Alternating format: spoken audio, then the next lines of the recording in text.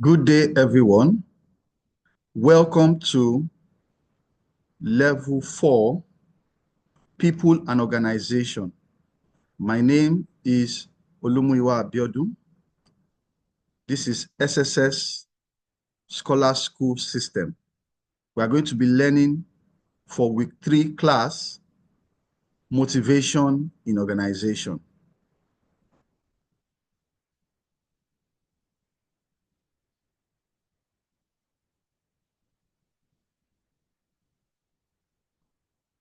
This week, we are learning about motivation. This is BMM 4153, Semester 2, People and Organization for Level 4. The learning outcomes of this module, People and Organization, is on describing various components related to organizational behavior, discussing the key theories and concepts related to organizational behavior and dynamics, and as well as review your ability to work within a team, reflecting your personal skills and areas for development. So in this module, these are our learning outcomes. We have 3 learning outcomes. For today's class on motivation for week 3, learning objectives for today's class are: explain the meaning and underlying concepts of motivation, review the main theories of motivation, and evaluate their relevance to particular work situations. Identify factors influencing motivational strategies in an organization, and discuss the examples of motivational strategies in the contemporary workplace. These are our learning objectives for today. At the end of this class, students will be able to attain these 4 learning objectives. The key content in today's class will include the nature of motivation, the theories of motivation, learning and reinforcement-based theories, need and content-based perspectives of motivation, process-based perspectives of motivation. So the first thing we need to consider in people and organization in today's class is, what is motivation?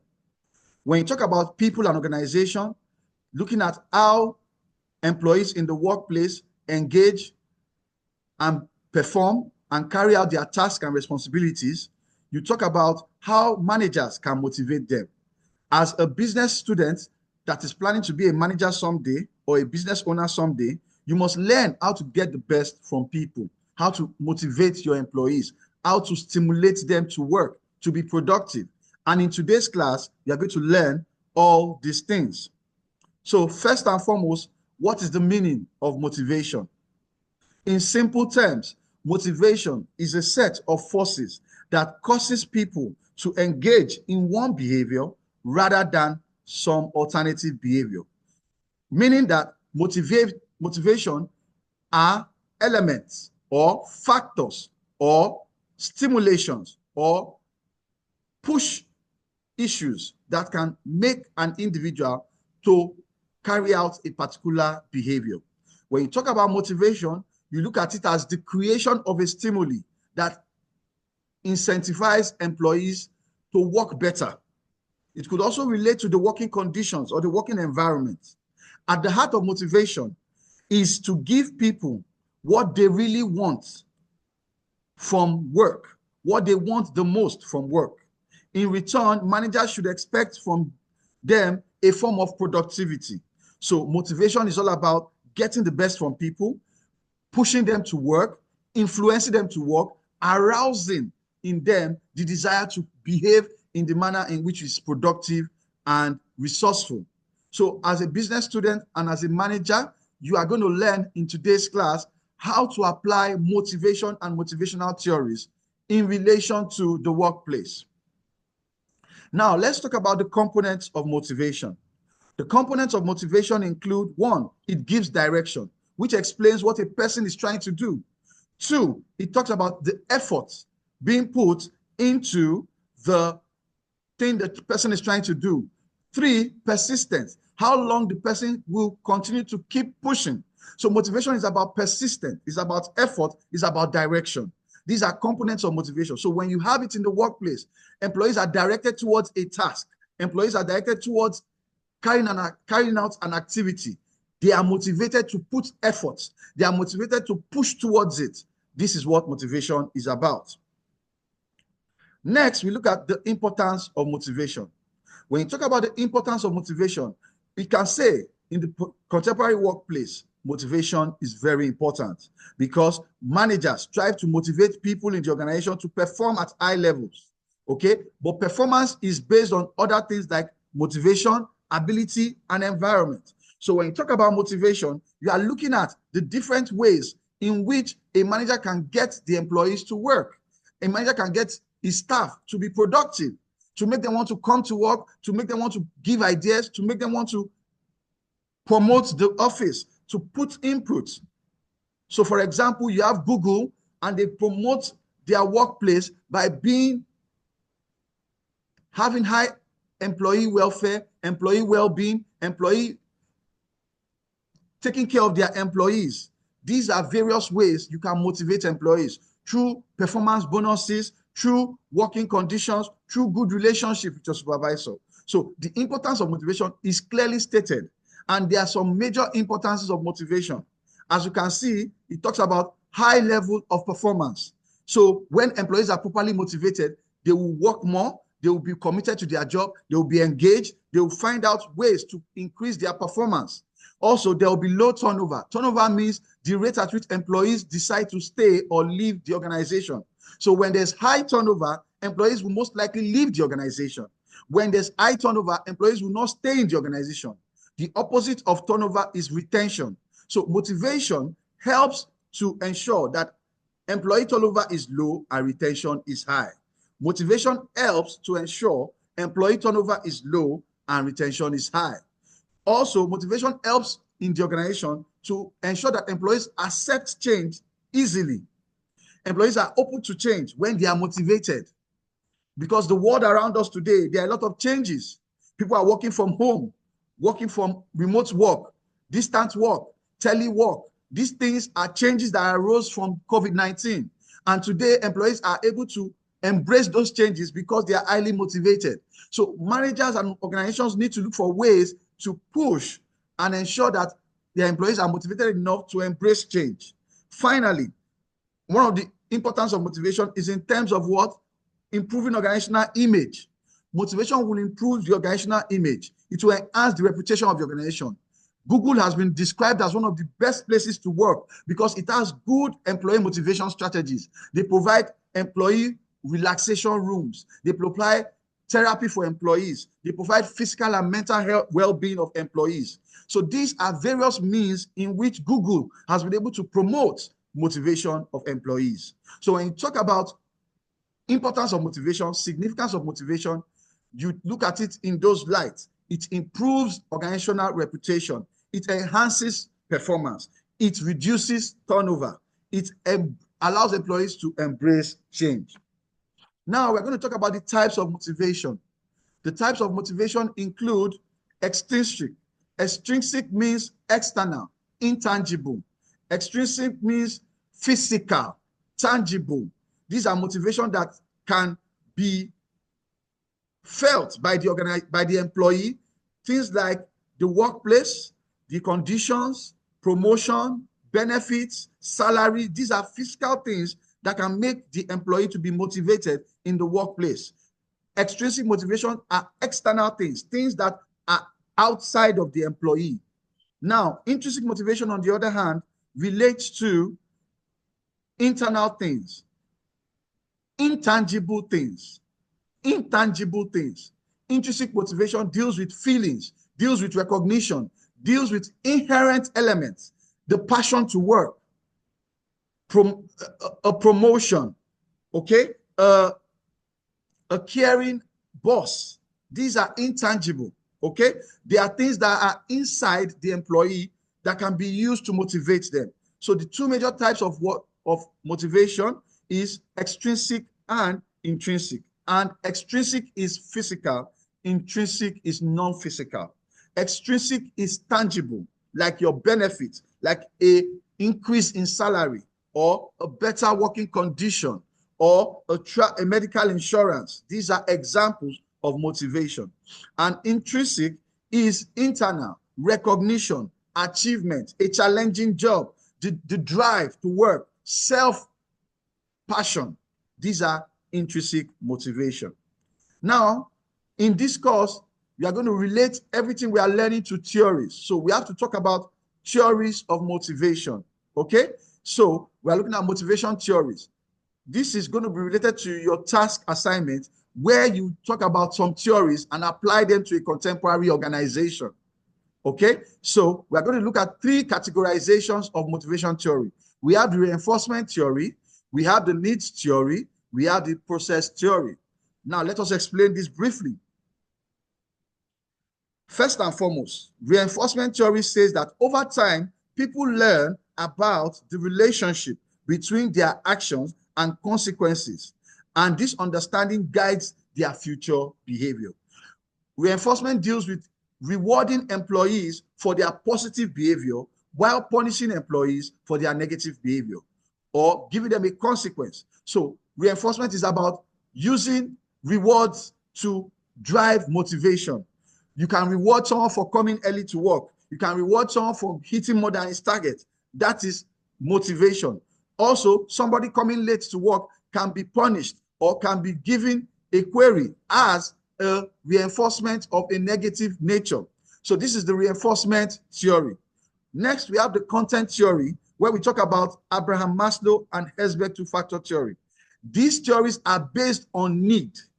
It says that if managers can meet the needs of employees, then they can be able to motivate the employees. According to Maslow, 1964, he explained that employees' needs can be met across 5 stages. We talk about 1, the physiological needs, 2, safety needs, 3, social needs, 4, esteem needs, and 5, self-actualization needs. Abraham Maslow explained that each of these needs have different meanings to different employees. And as such, every employee must ensure that every organization and employer must ensure that they are able to understand each of their employees and meet their needs as it comes. Now, in the concept of Maslow's hierarchy of needs, you have physical needs, things like giving lunch, security needs, job security, safety needs, team bonding, esteem need like recognition, and self-actualization needs like fulfilling the dream of an employee. These are different needs that can be met and be used to motivate employees. Now, the second one is the Herzberg two-factor theory. Herzberg two-factor theory in 1957 explains that the things that motivate employees are different from the things that demotivate employees. Or let me use the word satisfaction. So Herzberg says that the things that satisfy employees are very different from the things that dissatisfy employees. So the meaning of this is that when you talk about employee motivation, Herzberg says that maybe a salary, the presence of salary, might not be a motivating factor because it is a reward for your work. You worked and you were paid. However, the absence of salary might cause demotivation. So Herzberg explains that each members, managers, organizations need to know the distinction between things that satisfy and things that dissatisfy. So for example, the presence of work, good working condition, the work itself, the relationship with your boss, all those things, career advancement, all those things are things that will satisfy if they are present. They will motivate employees to work. However, if they are absent, doesn't mean that they will be demotivated. On the other hand, things like salary, things like good, clear work description, if they are absent, employees will be demotivated or dissatisfied. So these are the 2 content theories. They explain that managers can motivate employees based on some content, based on some needs. Finally, we'll talk about the process theory. And I'll focus on expectancy theory and equity theory. Equity theory says people will be treated. If people are treated better, they will be motivated. If people are treated equally, they will be motivated. So when you talk about, for example, no discrimination, no gender discrimination, no racial discrimination in the workplace, maybe their salary, the salary for a British is the same for a salary for an Indian in an organization. That is equity theory. It explains that people will be more motivated. People will be more satisfied with their jobs if they are treated equitably. So we talk about equity theory as a major theory that organizations use today. And a model that explains more about equity theory is diversity, equity, and inclusion. You know the concept of DEI. Most organizations today are talking about DEI. Next is expectancy theory. And expectancy theory says motivation depends on the likelihood that rewards will follow effort and that the reward is worthwhile or the reward is valuable. This means that if employees know that if I work, I will be rewarded, and if they know that the reward they're going to get is something that they want, they will work harder. So ladies and gentlemen, in this week 3, the key area you can focus on is discussing on motivational theories, motivation theories. These are the basis in which you are going to write your assessment. Now, let's talk about also the factors that affect motivation. Okay, motivation is enhanced by leadership, interaction with workers, interaction with colleagues. It's also influenced by culture, interaction with the organizational culture, the way climate, the way things are done. And it's also influenced by personality. It's also influenced by the organization itself. All these are factors influencing motivation. Okay, it can be elements within the organization. It could be elements outside the organization. It could be the person itself. These are components or factors influencing, affecting motivation. Now, we're going to look at some different kinds of motivational strategies. Example include working conditions, company policies that are conducive, respect, fairness. These are company policies, job security, pay and benefits, okay, incentives, also relationship with colleagues, relationship with your supervisor, status. All these are different ways organizations can put motivation together. Motivation can be extended or expressed through these various ways. Good working condition, conducive working condition, open communication, feedback, respect for each other, employees feeling they know what they are doing. These are various means in which motivation can be expressed. Now, what will happen when motivational strategies are effective? There will be increased performance, as we mentioned before. There will be increased employee well-being. Employees will feel happy to be at work. Employees will be engaged at work. Employees will be better satisfied with their job. There will be creativity. There will be ingenuity. There will be problem solving. So as a business manager, you need to focus on getting the best from your employees, motivating them, giving them a push with things that can make them happy to be at the job. A good working condition, some free lunch, transportation allowance. These are ways you can give motivation and see the best results in your employees. We have a class activity here where you are going to read about other theories, okay, that relate to motivation, and they are things that can better explain your assignments when you are doing it. Takeaways and conclusion. We learned in today's class that motivation is the creation of a stimuli, incentives, working environments that enable people to perform at their best ability. This is motivation. Motivation relates to job performance, and it also is influenced by ability and the work environment. Motivation components include direction, effort, and persistence. The various needs and expectations at work can be categorized into extrinsic and intrinsic motivation. Employees can get frustrated at work if they are not properly motivated. Motivational theories can be categorized into reinforcement theory, content theory, and process theory. Finally, we find out that motivation strategies can be influenced by factors such as the individual personality, by the organization itself, and by the environment in which an organization lives, the society. Okay, so today we have learned about motivation in organization and how to use motivation as an element or as a component of organizational behavior in people and management.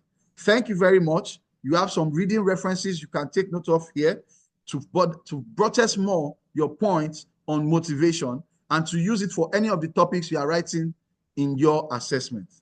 Thank you very much. Goodbye.